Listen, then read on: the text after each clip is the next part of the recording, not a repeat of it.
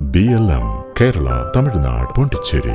സംവരണ മണ്ഡലമായ ദേവികുളത്ത് ഇടതുപക്ഷത്തിന് മേൽക്കൈയുണ്ടെങ്കിലും മുൻ MLA എസ് രാജേന്ദ്രന്റെ കൂറുമാറ്റം നിർണായകമായേക്കാമെന്നാണ് വിലയിരുത്തൽ. സിറ്റിംഗ് MLA രാജ വീണ്ടും ജനവിധി തേടുമ്പോൾ മുന്നണികളിലെ സ്ഥാനാർത്ഥികളുടെ പേരുകളിലെ രാജാസാമ്യം തെരഞ്ഞെടുപ്പിന് കൗതുകം പകരുകയാണ്. ഇടുക്കി ജില്ലയിലെ 5 നിയമസഭാ മണ്ഡലങ്ങളിൽ ഒന്നാണ് ദേവികുളം. സംവരണ മണ്ഡലമായ ദേവികുളത്ത് ചില രാഷ്ട്രീയ വ്യതിയാനങ്ങൾ തെരഞ്ഞെടുപ്പ് വിധി മാറിയെഴുതുമോ? ഇടതുപക്ഷത്തിന് കൃത്യമായ രാഷ്ട്രീയ മേൽക്കൈയുള്ള മണ്ഡലമാണ് ദേവികുളം.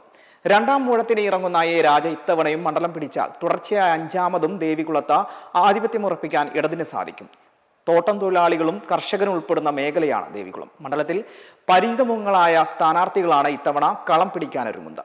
ദേവികുളം, അടിമാലി, ഇടമലക്കുടി, കാന്തല്ലൂർ, മാങ്കുളം, മറയൂർ, മൂന്നാർ, പള്ളിവാസൽ, വട്ടവട, വെള്ളത്തൂവൽ, ബൈസൺവാലി, ചിന്നക്കനാൽ എന്നീ പഞ്ചായത്തുകൾ ഉൾപ്പെടുന്ന നിയമസഭാ മണ്ഡലമാണ് ദേവികുളം. ദേവികുളം മുൻ MLA ആയ എസ് രാജേന്ദ്രന്റെ കൂറുമാറ്റം മണ്ഡലത്തിലെ തിരഞ്ഞെടുപ്പ് ഫലത്തെ ബാധിക്കുമോ എന്നത് ഇടതിന്റെ അലട്ടുന്ന ഒരു കാര്യമാണ്. 2016 ഇതേ മണ്ഡലത്തിൽ നിന്നും രാജേന്ദ്രൻ വിജയിച്ചിരുന്നു. പിന്നീട് 2021 വിവാദങ്ങൾ മൂലം CPM-ൽ നിന്നും രാജേന്ദ്രനെ സസ്പെൻഡ് ചെയ്തിരുന്നു. 2021 നിയമസഭാ തെരഞ്ഞെടുപ്പിൽ CPM സ്ഥാനാർത്ഥി രാജയായിരുന്നു.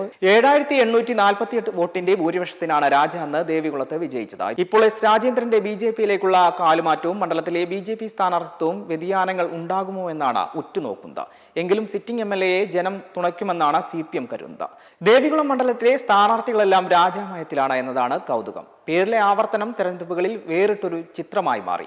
LDF-ൽ നിന്നും രാജ, UDF-ൽ നിന്നും F രാജയും, NDA ആവട്ടെ എസ് രാജേന്ദ്രനും. അതേസമയം പേരുകൾ പറയുമ്പോൾ കേൾക്കുമ്പോഴും കൗതുകം ഉണ്ടെങ്കിലും വോട്ട് കുത്തുന്നതിൽ തെറ്റിദ്ധാരണകൾ വന്നാൽ അത് വിനയാകും.